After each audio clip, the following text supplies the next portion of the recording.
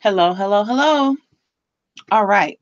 So, the next video that I want to do tonight is about an interview with Patrick Little that was on Luke Ford. I guess now it's yesterday, 22nd. So, Patrick Little is running for Senate in the state of California, and he's kind of like it's almost like it's kind of like a Paul Nehlenism part two. So I'm assuming many of you can recall Paul Nehlen was slated to run against Paul Ryan in whatever congressional district that is in Wisconsin. First, he's kind of like just this MAGA guy, and he's, real, super Trump, you know, rah, rah, rah. Then, gradually he began to hate them and he started getting real woke to the JQ. Then he was like reading culture critique and he got kicked off of Twitter for making a list, a coincidence list of a number of like journalists who happen to be Jews. They were writing about him, dot, dot, dot. Some more stuff happens. Then there's the whole Christopher Cantwell, Ricky Vaughn, Doc situation that occurred after that. So that's the story in short. I'm pretty sure you can get the whole shebang bang from way more reliable sources than myself. That's just basically in a nutshell. So this is the first note before I play the clip that was two notes. One thing that I was thinking is this feels like Paul Nehlen again. And I'm wondering if this is just going to be kind of a habitual circumstance over the next, maybe few years, or maybe just few months.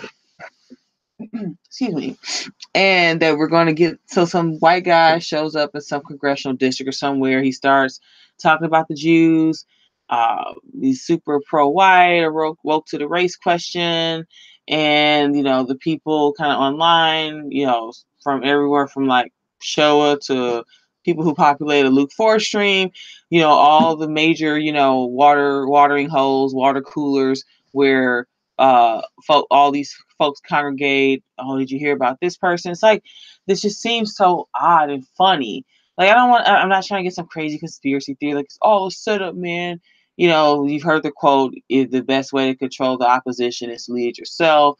I'm not even saying that's what's happening. I'm just suggesting what if that could be the case, because it seems. Now, if I wouldn't take it as a setup, because I would think after the whole Nehlen thing and just how that blew up, I wouldn't be trying to find or float some super white JQ woke dude to start running again so fast. I mean, the way that all kind of ended in terms of the doxing and Paul Nehlen and Christopher Cantwell basically having 50% people, maybe I would say 75% people were just like, F you guys. And then maybe the last quarter were like, you guys are cooking. He shouldn't have done this or that, blah, blah, blah. So that just kind of inherently was one thing I wanted to cover, especially in how I titled this, that this kind of feels like another Nehlen moment that probably won't go anywhere. I mean, I could be wrong. I don't live in California. I don't know the politics. I don't know the demographics, the district he's running in. I just know that that's almost what's so telling. It didn't take me very long within the past maybe few weeks that his name has started popping up and seeing people on Twitter, people, on YouTube. All of a sudden there's this guy, he's talking about the Jews, he's running for office, and to just kind of discern where this could probably go. But so this case gets a little funnier because I'm only playing.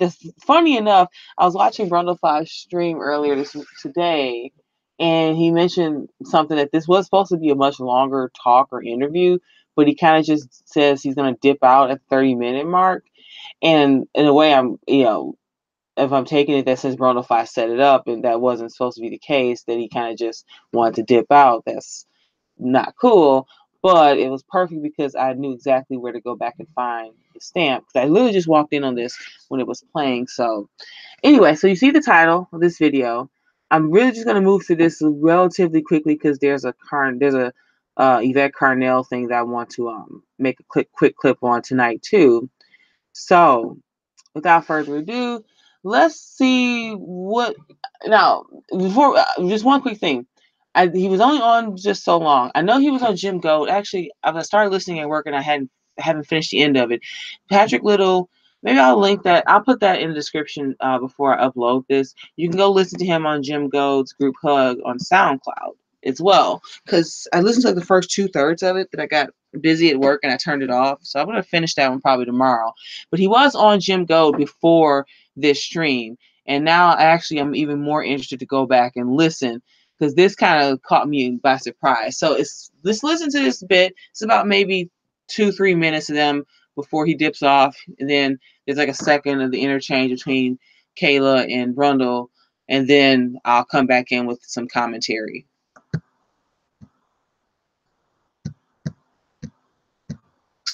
Oops.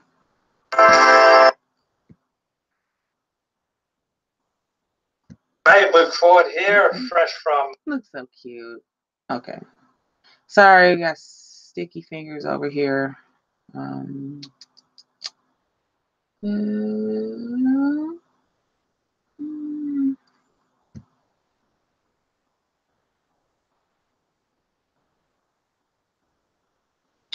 These things are so hard to manipulate, you know?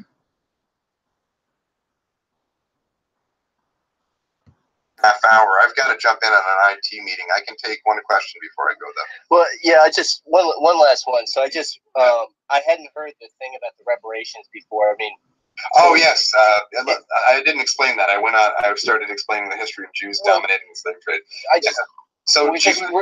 Jews were a lot more likely to own slaves than whites, but the Jews have projected that on the whites. Number one, I want to help address the legacy of slavery by doing something that's symbolic, showing that we as ethical ethnic Europeans to recognize that slavery was wrong, and that we think that the blacks should be given, if they're descendant of the African slaves over here, should be given reparations for that. And number two, we recognize the fact that Israel is a terrorist state in the same bill I'd be proposing, that has stolen strategic nuclear resources from the United States to build its own rogue nuclear terrorist arsenal, has committed false flag attacks against the United States repeatedly, and that has waged false flag attacks against the British and all of our allies, committed terrible genocides and war atrocities against people in the U.S. military as well as their neighbors. And so I thought I could just bring the whole ball together, and for the good of humanity, just bundle the meat and potatoes of my message into one bill where there's a death penalty if any politician in Congress or the Senate ever proposes anything that could lead to aid to the terrorist nation of Israel again. B, well, that's part B. Part A is that all aid to Israel is cut, and they have to pay it all back with interest, and that blacks get the equivalent of 10 years of reparation, 10 years worth of aid to Israel, which should amount to making them very wealthy, divided by the number of descendants of black slaves in this country. They get one-time payouts. Number one, we have more money to spend at home after that, even after the payout. And number two, we stop funding genocide in the Middle East. But I've got to get going. My IT staff's getting mad. Don't forget to vote for Patrick Little on June 5th in California. Help me end Jewish supremacism and restore civil rights to this country. Have a good one, guys. Bye. Have a good day, Pat. All right, bye. Get some rest. You need some rest. Well, what a... I mean, I was just going to ask him, you know, he wants to... it sounds to me like he wants to out-pander with kids to minorities. Instead of scapegoating whites, he's going to scapegoating Jews. Reparations. Sounds beautiful. Who the fuck's going to pay for that? Well, I wanted to... The funding to Israel is going to pay for that. I think it's unfortunate I came in at this part because I wanted to ask him about that rather bizarre statement he made, that he said Jews are a race of psychopaths. I mean, that's kind of a hyperbolic statement to make. Yeah, he's... You know, okay, I'm just going to pause there because I think they just kind of go over from there. So, Patrick Little, now... I think there's a little more context in one thing he said previously, but for the most part, he wants to give reparations to les blacks, and just basically like Brundle came in and caught that. So you're gonna pander, you're gonna scapegoat. So it's a weird fusion. So the way that the GOP, kind of the new the conservatives they're gonna like pander to well, first, before Trump, you remember the autopsy after Romney was supposed to be, we need to like start doing ads in Spanish, Telemundo, and that's what we have to do. So they were going to pander to the Latinos, but then Trump wins, wall and all. Well, at least in rhetoric, because we still don't have a wall yet. And that kind of changed the game, but that was what they were prepared to do. You know, it's not, so the reparations thing is just funny. I don't like, who's going to pay for it? And again, like, what do you think this is? Like, is it because he's in California that with the demographics? I mean, think about it. There's been a lot of reports coming out about the kind of replacement of blacks in a lot of more historic black areas of Southern California, particularly around the Los Angeles area, and the surrounding areas becoming more and more Hispanic, and blacks being pushed and moved out. So, in a way, was it supposed to be some type of like, everybody's upset with the Hispanics now, or they want to build the wall, keep the beaners out. So I want to like, but then we also really want to get to the overarching image, the Jews. So I'm going to use the blacks as a wedge against the Hispanics, and then turn around and they'll unite with us to fight the Jews. I just don't know. This reparations thing is just, because someone said in the comments, isn't EBT reparations? Ha. I just don't understand how that's a viable thing to say or even consider, like, at all. That just makes no sense. But again, this watching that exchange, and I just remember kind of shrugging my shoulders, like, what? So returning into the title, why I titled this video the same way. And I don't want to go too long because, again, trying to make some more shorter, more digestible content for y'all and for myself too. So, and it's also helps me streamline things.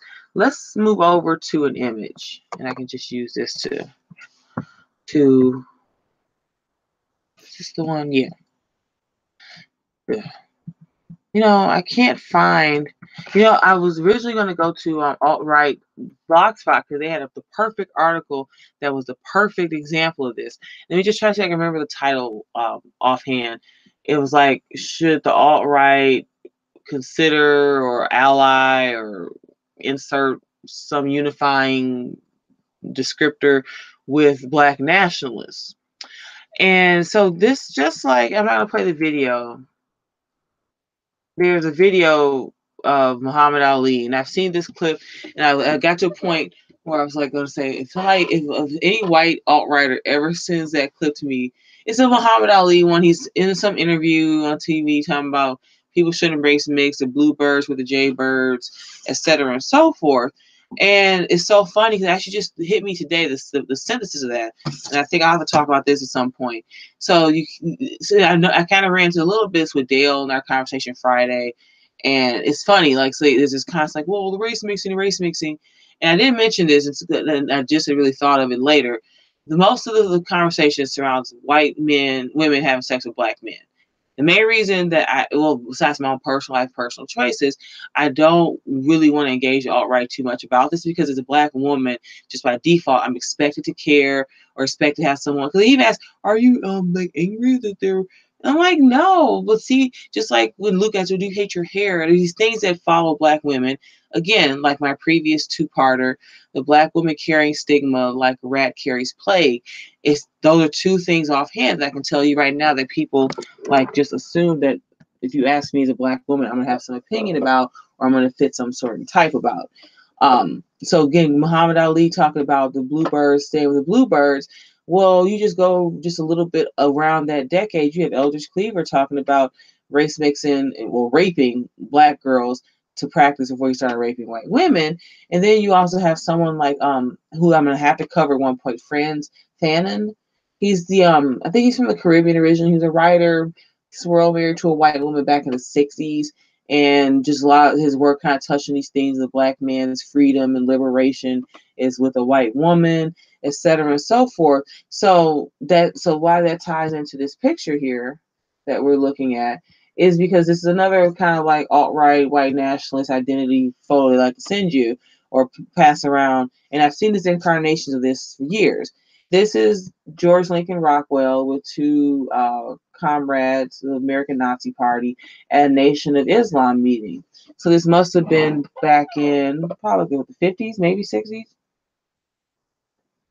or something like that. And so you get like the white nationalist, alt-right, identitarian, like, see, look, we could ally with the black nationalist guys, right? Like, Nation of Islam, they hate the Jews too, right? Her. And I'm like, are you not paying attention to any of the broader context? Are you paying attention to anything? This is 2018. And the same when they bring up someone like Marcus Garvey. And you look, who's actually referenced here, but I don't even like this website, and I have a whole host of reasons why I don't like any of the, especially the two MIG names that got associated with this site, Uncle Handy Mayhem and Hotep Jesus. I never got around to the Handy Mayhem video at the end of that series. You can go back in my channel and see the alt-right folly. I did like a two-parter based on this article and also Identity Europa and their interview with these two black men. So this kind of ties into this Patrick Little, the reparations for blacks. There's these weird outdated modes of thinking, and I was kind of honing in this on Friday when I was talking with Dennis, and I was doing our conversation in the background. I was thinking about this because there's so many racial questions. So for me, particularly as a black woman on the edge and kind of floating these scenes, I'm dealing with this in like a kind of the same way a lot of black women say, well, the thing is we're black and we're women, so we're dealing with sexism and racism. So just using that same idea of like your experience of the outside world is kind of looks the word for bisected, bifurcated. I'm losing the word. It's like this split of how you experience things. So there's this assumption that it's the blacks, the general, amorphous swath of the blacks, they're going to like that we should do X, Y, Z for. We should go to the Nation of Islam meetings. We should have a Hotep alt-right alliance, which actually ends in folly. Because I did a video on this. This is so funny. He had to come back in November of 2017 to like write this stupid ass like, oh well, we thought the alt-right, no, because all these guys are doing was anyway. I didn't get on a tangent. I just really didn't want to link this because it just boils my blood looking at this. So, how suburban blacks are dividing their community. What? Back on track.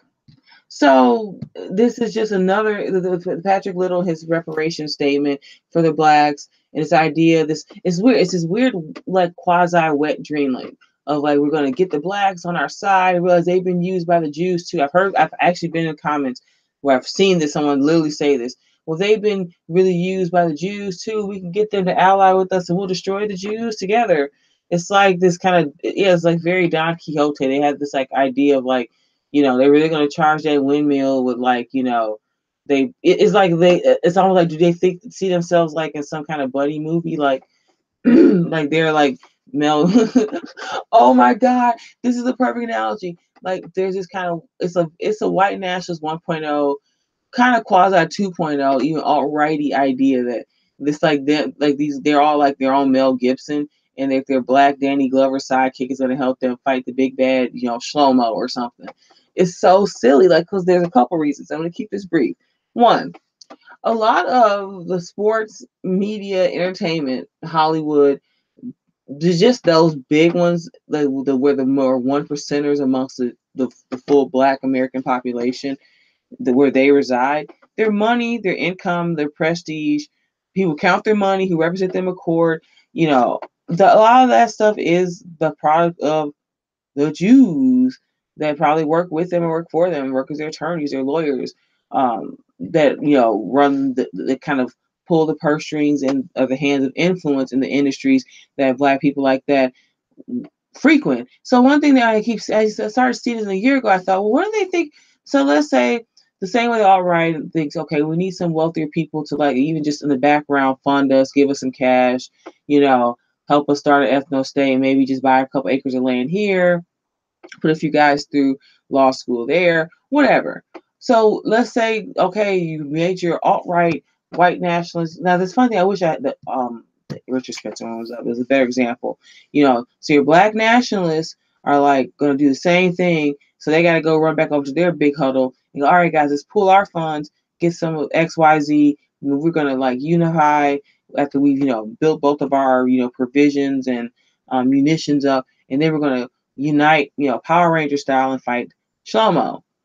When the black men leave the huddle, the black nationalists, the Hoteps, or whatever like name or descriptor that they're going to be under at that time, so the people with the most money in the race, overwhelmingly, are the people who in the 1% echelon, the 1% of the race, where sports, media, Hollywood, the music industry, etc. When they go to get that money from those wealthier people in their race, those wealthier people get their money most likely either directly from, through, or by proxy from said Shlomo. The old saying, and I love this. It comes up in so many ways, and I love it so much. You cannot get a man to understand something that his paycheck is dependent upon him not understanding. And that's probably the best way I can describe why this whole getting the blacks, either by reparations or by, allying with them online, doing live streams with like Hoteps or whatever it is you're doing, will not work at the end of the day. It does not matter if a few black men decide they want, and in fact, I'm only saying this just as an example because I actually agree. Well, it's just because you all can probably tell which side of this argument I sit on, that minus my own kind of like identity, just an individual sense as black and woman, and that sovereignness that I see myself as such, I am more of a dissident righter than anything as far as my political, social, cultural outlook, politically and socially and culturally, all those things. That's actually more the side of the table I already sit on. So yeah, sorry, I was going further with that, but I don't need to. So basically, this white-black anti-Zionist, anti-Jew alliance, we're going to be alt-righters unite with the Hoteps. We're going to be white nationalists. We're going to be buddy, Mel Gibson, Danny Glover in it with the black nationalists. It's white nationalism 1.0 through 2.0, all the way to this alt-right goofiness that, like, it's a little bit embarrassing, and it makes me wince at this point because it's too much cowardice by white men who should know better. And the funny thing is, this has now been such a like it's almost like every year it's like a perpetual Santa Clausness. Every year it's like a kid stops writing letters to Santa by the time they're like 10, usually maybe 12. So imagine someone like literally like 38 still writing letters to Santa. That's kind of what this meme argument about uniting with the blacks. A lot of the stuff that you all hear, 90% of any black person tell you they want to be free up on the white supremacy is usually full of it anyway. They sit on a white man's computer. They sit here, lusting after everything light, bright, damn near white. A lot of what you hear from black nationalists or these pro-blacks is just black men beating their chests. Now, I won't even, you've watched enough of my videos, I hope by now, or see the stuff I talk about, damn sure the experience of the black woman and black girl is not anywhere on the horizon in these discussions and the things that happen in this race and in this community, quote unquote, that it just goes without saying. You just listen to some black man beat his chest. And at the heart of it, I think what I'm trying to slowly describe is so many white men, particularly in these scenes, like they may be outside of the normie culture. They're not wearing some jersey, sports ball jersey with some dude's name on it. They're not, hiring some Negro to come in and bang their wife, like literal watching chair cuck style. They're not like, super bug man, 100%, but there's still this internalization of this idea that the black man is this like wounded animal, and the black race and black community talk about the blacks, which again is always pretty much just shorthand and code word for black men. That does not encompass the well-being or acknowledge a lot of what happens to black women and girls. That here's that picture again, because this is what happened. This is what we ended up with.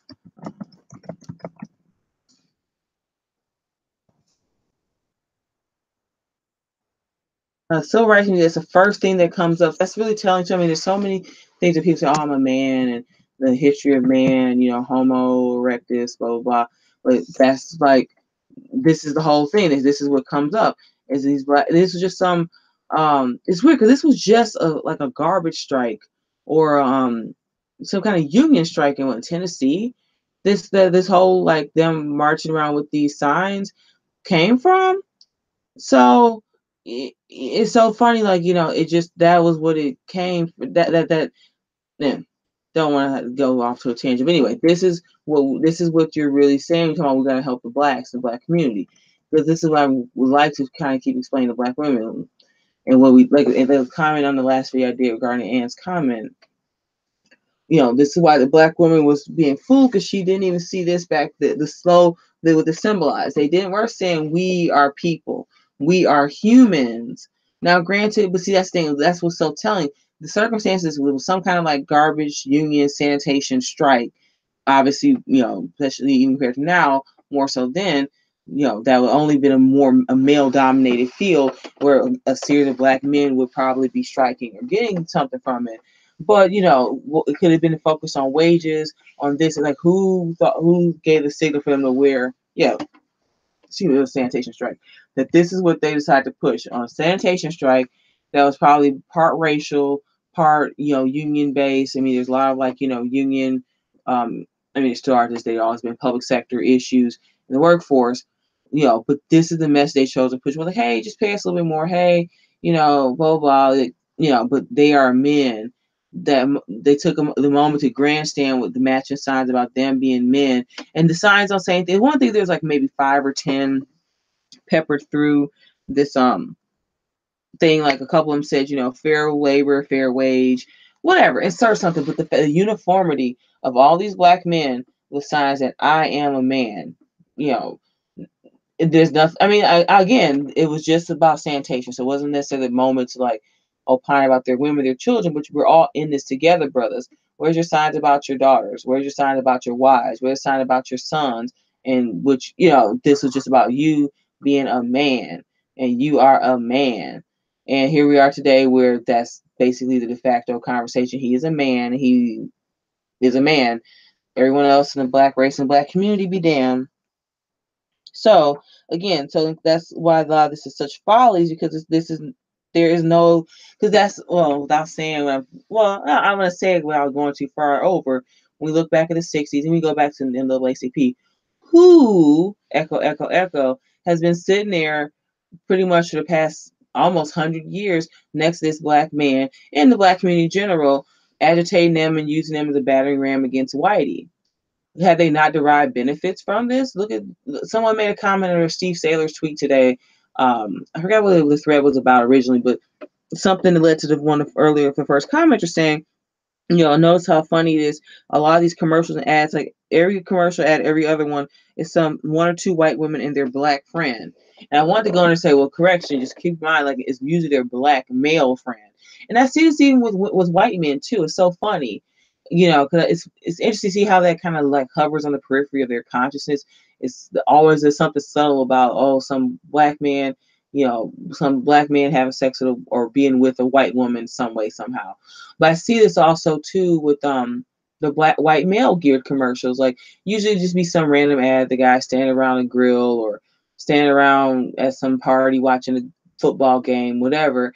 And just now there's just all white men, just average middle of the road men. Every white man, basically by the stats, these commercials, has some random black friend of theirs who also wears same kind of polo, probably works the same job, and hangs out at their house on Sundays or Mondays to watch some football.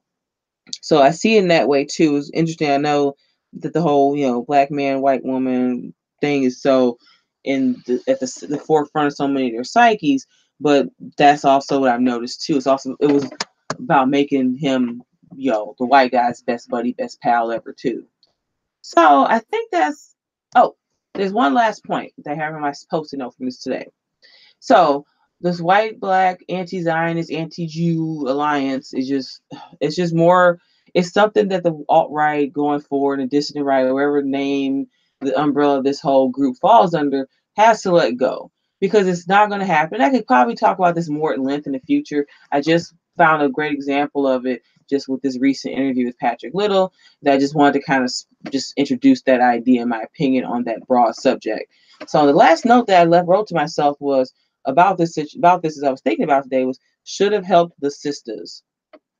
So let me walk back to why I wrote that down, because the funny thing is the uniting against the Jews, Jew degeneracy, usually ties back to, the Jews pushed all the race mixing in the media and this, that, and the third, dot, dot, dot. That's why all these black men and white women are having sex like all the time, all over the place. So then if you tie that to the black woman, particularly the average, black male identified woman, the kind of black women that we black women over here kind of call mammies, you call the pick-me's. The funny thing is there was probably a window, especially in the white nationalist 1.0 era, the 90s. But again, that's a little bit hard to say because, considering the SLPC, a lot of the lawsuits, a lot of like the jail, and a lot of the other issues that a lot of white nationalist organizations went through in the 80s and the 90s, this was probably been problematic on a lot of levels, and plus the level of communication that exists now didn't exist between people in any way, shape, or form, and that's for everyone across the world now with the internet. But what I was honing in on is saying what happened too often, and I see this still today, is that the white nationalist types, and especially when in the era of the Tommy Sotomayor's, they went to go laugh and point at black women with black men. So it's funny.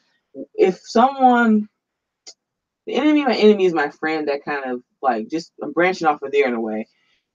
So what did it serve a lot of the white men who could, like, even when Dennis County says, oh, the black guys are eating our lunch, and well, what did it serve? Not him personally, because can't say he's ever done this particularly, but or anyone, for you guys to laugh around and him and Hall with the Tommy Sotomayor's, oh yeah, black women are here with fat black women, oh I see why they want to be with white women. Look at their women, and they don't, and even just it's short sightedness. And then, I mean, there's a couple arguments I can make for this, but basically, I look back at this and it's like, well, the funny thing is, why did you guys jump along with these black men laughing and pointing and sputtering at black women, calling us all kinds of names? And you're basically sitting here, because the same black men that you're sitting here laughing and giggling and pointing fingers at us with, they're using those same justifications, those same motives, and even especially when they know that for a fact that some of you are white coming here to join in and laugh, they go back and use that and go, see, these white men laughing at you too, but these same black men are just sliding up to Becky and your girls and your daughters and your women, and it's like you just big upped the sentiments of the man that you can't stand race mixing with your daughter, or the idea, or the why you can't, or the girl that you kind of want to get with, you found out she dated a black guy, or she got a half black kid, or whatever. So all in all, just off of that, it's so funny. Like, in a way, the black pick-me handmaiden types, particularly like the Jill Scotts and black women before, because I think I've heard a couple people, I think Kendall referenced once in her video about Ralph Richard Banks' marriage for white people. He made a point where some of the black women had said, well, I used to get upset about black men and white women, but now I just kind of go, well, maybe they're in love. I used to feel angry about it. Or, that scene with Queen Latifah in Jungle Fever where she's waiting on Wesley Snipes and the white woman, and she's getting all in their face, all the way to today, that scene in Atlanta where the dark-skinned black woman, note that the darker-skinned black woman is sitting there fussing at some white blonde lady for being with a black guy. So it's where a lot of that is fiction, or where it was maybe a lot more over the top, or more black women were vocal about it, to where now, for the most part, they don't say anything. I mean, you'll get the like, anyway, going too far off the reservation. Those are the women. So instead of shading black women, talking about hair weaves and laughing and pointing and sputtering, a lot of you missed a window over the past maybe 10 years, maybe a little longer, where you should have been realized that, hey, if we, let's say, I'm gonna say, let's say it was a black woman with like a hair weave made out of like porcupine needles and laundry lint, that's 80 million pounds with like 2 teeth in her mouth, you better just big up and tell that brother, your black queen is beautiful. Just stay away from my white women. I'm not going to engage you in demeaning black women. I'm not going to laugh about their hair weaves. I'm not going to sit over here and him and Hall and Tommy Sotomayor or any other He-Man Black Woman Haters Club video. Because ideally, why would you join him in teasing his own women, so then he can just run a circle in game around you to go back and start chasing after your women? it's the silliest thing. And like, and I know I'm not explaining it the best way that I could, but I think I've said enough that you get what I'm trying to say. Why would you do that? And so then that makes me think some of this white IQ thing is problematic, because nobody can be this stupid or short-sighted. But I think I actually got this point in for some reason. It came up randomly on Friday where I told Dennis, I was like, well, that's just it though. Like, I think, wait, damn it. I was saying, okay, why would they do that? Oh, because I did say this, because y'all know that the way that black men shade, demean, and talk and shade their own women, their own daughters, and you know that you and the Asian man in particular, the Jewish man know, especially, y'all be out in the street, you be under a bridge someplace, because white women, Jewish women, Asian women, everyone else, nobody puts up with that shit, or at least not without a fee or a ring or behind closed doors. Besides the black woman, she puts up with it for nothing. She'll bend in hell. Half of the stuff that these niggas say, she dances to in the club. She got her ass in the air, dancing and shaking to it. I'm surprised how R. Kelly thing is kind of moved the way it has. But that's even as good as that kind of sounded or felt. Finally, to have black women saying, "Hey, enough's enough." It's taken how many years? I mean, Aaliyah and him, that was back in the mid-90s.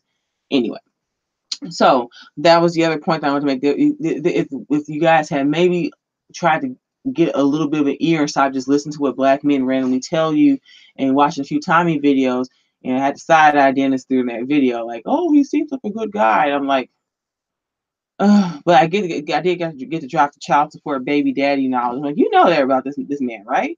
No, none of you guys know that. See, like, there's a lot of this. There's a lot of reasons I think a lot of the white men in this scene, the alt-right, dissident right in these scenes, are just woefully, they're just inept in understanding, because again, they've been on the receiving end of what we all have. The black community is just de facto for black men. And if everything you hear about the blacks and you attribute to them as a source, and you don't even think about everyone else that is not them, you really have not a lot of information to work with. And then you get to the fact that black women, their gullibility, their obstinance, their inability to cope and to get their heads out of the sand, now for about 2 or 3 generations, if not more, most likely more, then you end up with these disconnects in information. So like sometimes I feel like I get frustrated, like how can I feel like I'm saying so much, I'm all over the place. It's like I'm trying to like marry all these different streams of thought and things I think people are missing from their individual pictures. It's like everybody has these puzzles, like everybody like in these different groups or both sides, the 2 big sides before they split into other subgroups that I kind of inhabit. It's like I see both sides of these people, and everyone has like a puzzle. It's supposed to be 500 pieces to complete it. But one person has a puzzle piece that's got 300 pieces there, and one has one that's only 100 pieces, and one is et cetera and so forth. And I'm trying to like help them put the other pieces together to pull things together. So there's one more trick up my sleeve tonight, and it's getting a little late, and I really want to get this one in because boy, oh boy, this would be a funny one. I'm going to reiterate my 3 points, and I'm going to sign off on this one. 1. From Patrick Little and his reparations, it's like Paul kneeling it. Oh my God, from Paul to Patrick. I gotta change the title of the video. This just feels like another kneeling moment where, yeah, man, somebody's woke to the JQ. Woo! I mean, the primary folly, not I say folly, it's just unless everyone alt-right, dissident right can move to a state and go vote for this person. I bet nationwide there's enough of us or people in the general scene who could affect that change, but we don't all live in one state, and we're all not going to relocate to be able to go vote for someone. I mean, and then yeah, like again, how much more is this going to have to happen? We got to get someone super woke to the JQ. But Joe Owens, I think he left YouTube. He's a British guy. He used to be with the BNP, Nick Griffin. I really love this channel because he's like, you know, a lot of this playpen of white nationalism. He's very critical, but a lot of his criticisms, they sting, but they're good. And he's like, some of this playpen of white nationalism is like, they don't want to talk about, you know, some of these guys don't want to hear about genital mutilation. They don't want to hear about, you know, Ebola. They don't want to talk about Nietzsche. They don't want to talk about, you know, Ragnar Redbeard. I don't know, just insert like some of the things that, you know, are great points of discussion for the initiated people like us who don't mind just like going over these things and discussing them. But the normies, and I ain't just normies, just there's a lot of people who aren't even normies, but they want you to know how you're going to get their tax bills down. I know we said it's all normal, boring stuff, but or they're not. It's not that they want to hear about like the muzzies and mutilation or whatever. But there's so many of them trying to get into your school. How are you going to help them get the school numbers down? Are you going to go door to door? Yes, you can't go door to door. You know, let me say that because that's my closing point. One, so this black-white anti-Jew alliance, it's not going to happen. I'll probably end up talking about this again at some point. Not going to happen. What would have been more beneficial is for white identitarians, particularly the 1.0, 2.0, and this current alt-right dissident right incarnation, to realize, well, no, this is just a missed window because it's too late now. The main reason the black women outreach and not having joined black men and shading black women and had just kind of turned a blind eye and just enjoyed the Tommy videos when a lot of you blatantly know there's something wrong with this picture, is that the fact that I think there might have been a point where if you guys have gotten serious about this, you could have maybe kept some of the lid on, because this thing is run its course on now. Even the everyday black woman is starting to get something's not right here. Now they're divesting. Does it mean they'll all swirl? No, yes, no, maybe. They become lesbians? Yeah, yes, no, maybe. Do some of them just not date at all? Yes, no, maybe. Whatever. It just would have been a good point because maybe you could have then. I don't know what would have happened. I don't have a crystal ball, but I know it wasn't beneficial for a lot of so-called white nationalist, alt-right dissident writers to sit around with the He-Man Black Woman Haters Club types and run their mouth about black women, further enabling the men that they say that they don't want to walk their dog or, live next door to them, let alone be dating, marrying, having sex with, and procreating with their daughter. So, anyway, so then this is the note. What came to me, I was just going to say was, oh no, did I lose it? No, I didn't lose it. So give me 1 second. This is perfect. Oh, damn it. Oh, okay. So,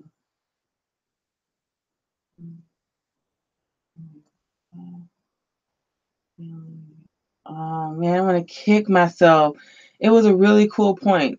White Jew lines sucks. Okay, well, if it comes to me, I'll just jump right back on and be like, guys, this was what I was talking about before. So I'll leave that there for now.